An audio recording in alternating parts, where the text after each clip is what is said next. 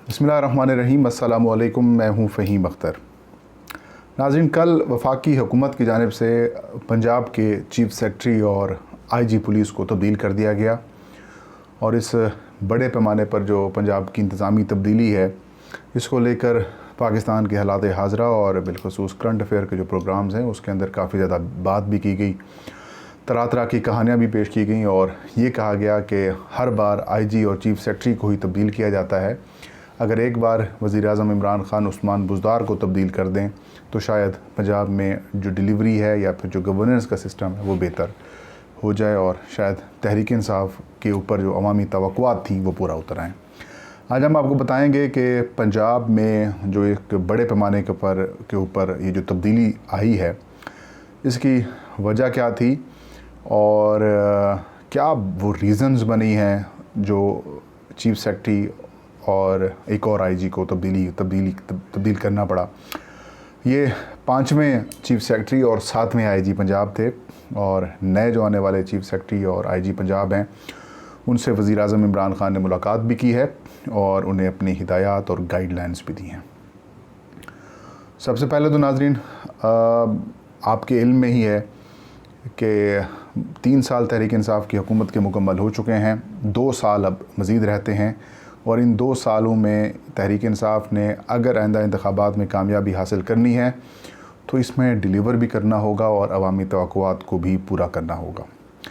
पंजाब के अगर हम मसाइल को देखें तो पंजाब में पुलिस से लेकर जो काफ़ी ज़्यादा लोगों के इश्यूज़ और मसाइल हैं वो सामने आते रहते हैं। फिर जो एग्जेक्टिव है, यानी जो इंतज़ामी अफेयर्स हैं, बिलखुसूस एसीज़, डीसीज़, कमिश्नर्स हों, उनसे मुतालिक भी लोगों को काफ़ी मसाइल रहे हैं और अभी भी मौजूद हैं। महंगाई है और लॉ एंड ऑर्डर की सिचुएशन है और महंगाई को डायरेक्टली कंट्रोल करते हैं, आपके इल्म में एग्जेक्टिव अथॉरिटीज़, यही एसी डीसीज़ जो हैं वो कंट्रोल करते हैं, लेकिन उसमें वो काफ़ी ज़्यादा कमज़ोर नज़र आते हैं।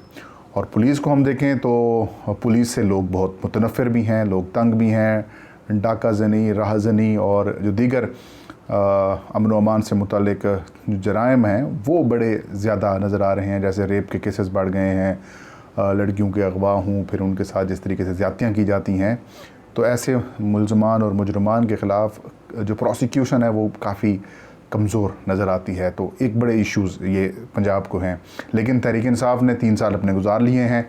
अब तहरीक इंसाफ के जो टॉप क्वार्टर्स हैं उसमें ये बात महसूस की जा रही है कि ये जो 2 साल हैं इसमें हमने डेवलपमेंट के काम भी करने हैं, हमने सिस्टम को भी ठीक करना है, हमने रिफॉर्म्स भी लानी है, हमने अपने जो हमारा मंशूर में जो चीज़ें शामिल थी हमने वो भी अवाम के सामने लेके आनी है और अवामी तवक्कुआत के मुताबिक परफॉर्म करना है ताकि आइंदा इंतखाबात में हम कामयाबी हासिल कर सकें।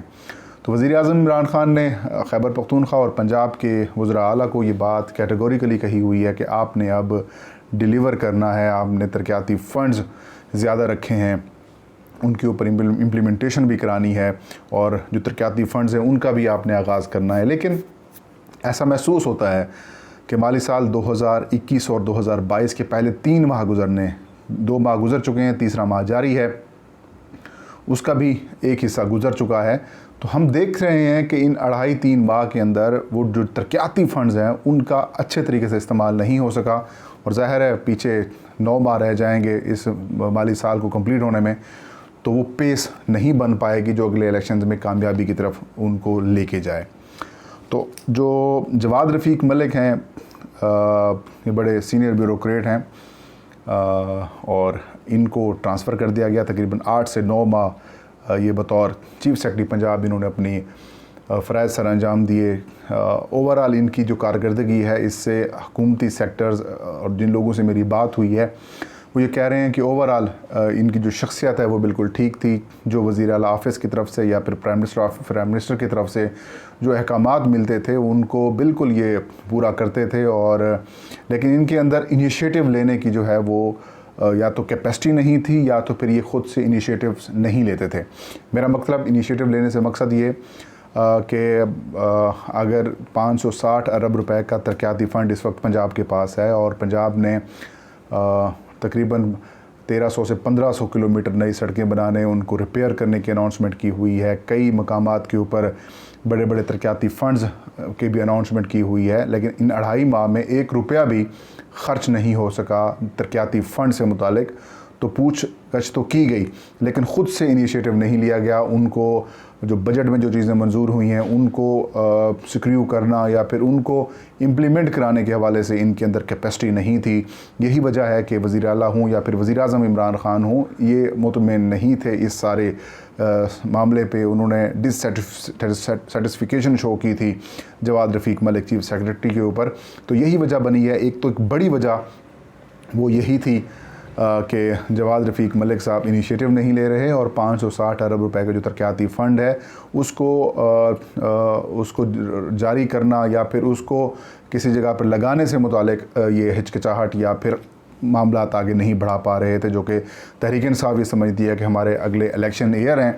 तो अगर इन इलेक्शन ईयर में अगर हमारे ये फ़ंड्स जिनकी हमने अनाउंसमेंट की है अगर ये नहीं होते तो फिर पॉलिटिकली हमें डैमेज हो सकता है। तो ये चीफ़ सेक्रेटरी साहब इसमें काम नहीं अदा कर रहे थे। और कुछ और क्वार्टर से भी खबरें आ रही हैं कि चीफ़ सेक्रेटरी ने अपनी एक टीम बनाई हुई थी जो कि सीएम के अहकामात नहीं मान रही थी बल्कि किसी और के अहकामात मान रही थी। तो इस वजह से जो वज़ीर आला पंजाब हैं उन्हें इनसिक्योरिटी महसूस हुई, तो इनको हटाया गया है।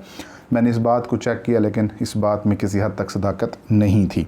तो बहरहाल अब जो नए चीफ़ सेक्रेटरी आए हैं कामरान अफजल, ये वफाक से गए हैं और वज़ीर आज़म से भी मुलाकात की है। तो वज़ीर आज़म इमरान ख़ान ने भी यही कहा है कि महंगाई की जंग को रोकने के लिए किरदार अदा करें और जो इंतज़ामिया है उनको एक्टिव करें और जो तरक्याती फ़ंड्स और बाकी अमूर हैं उनको भी आगे लेके चलें और रिफॉर्म्स की तरफ वज़ीर आज़म ने बात की है। अब हम बात करते हैं इनाम गनी साहब, जो कि IG पंजाब के ओहदे से उनको हटाया गया है। वो भी तकरीबन 8 से 9 माह बतौर IG रहे हैं, लेकिन इनकी ख़ास बात ये रही है कि ये तहरीक इंसाफ के दौर, जब से PTI का दौर शुरू हुआ है तब से ये पंजाब पुलिस के साथ किसी न किसी तौर पर मुंसलिक रहे हैं। पहले ये AIG ऑपरेशंस थे। IG के बाद अगर सबसे ज़्यादा अहम ओहदा होता है तो वो AIG ऑपरेशंस होता है, क्योंकि इन्होंने ऑपरेट करना होता है सारे मामलात को।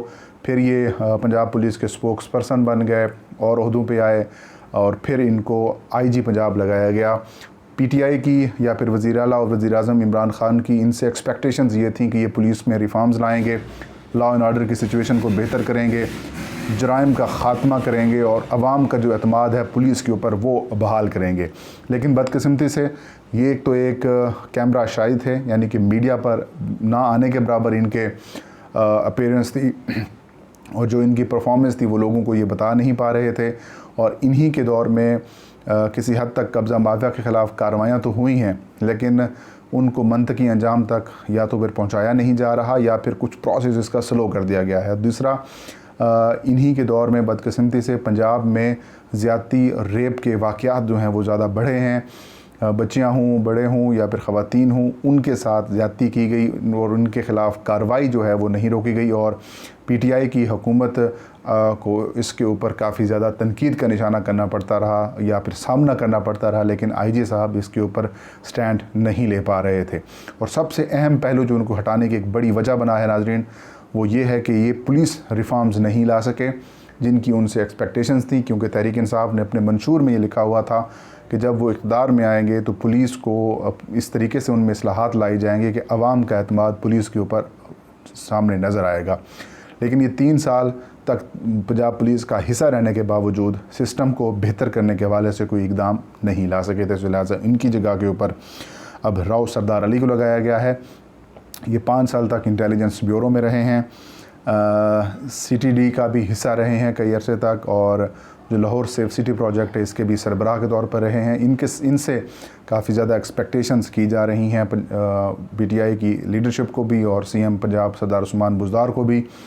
और आज इन्होंने एक प्रेस कॉन्फ्रेंस भी की है, उसमें भी इन्होंने कहा है कि जो जराइम हैं उनको रोकेंगे, इस्लाहात को सामने लाया जाएगा और कब्ज़ा माफिया के ख़िलाफ़ जो ऑपरेशंस हैं उसको तेज़ किया जाएगा। वज़ीर आज़म इमरान ख़ान ने कल चीफ़ सेक्रेटरी जो नए आने वाले हैं कामरान अफजल उनके साथ और वज़ीर आला पंजाब उस्मान बुज़दार और नए IG के साथ उनसे मुलाकात भी की है। नए IG और वज़ीर आला जो हैं वो वीडियो लिंक के ज़रिए आए, लेकिन चीफ़ सेक्रेटरी वहाँ पर ख़ुद मौजूद थे।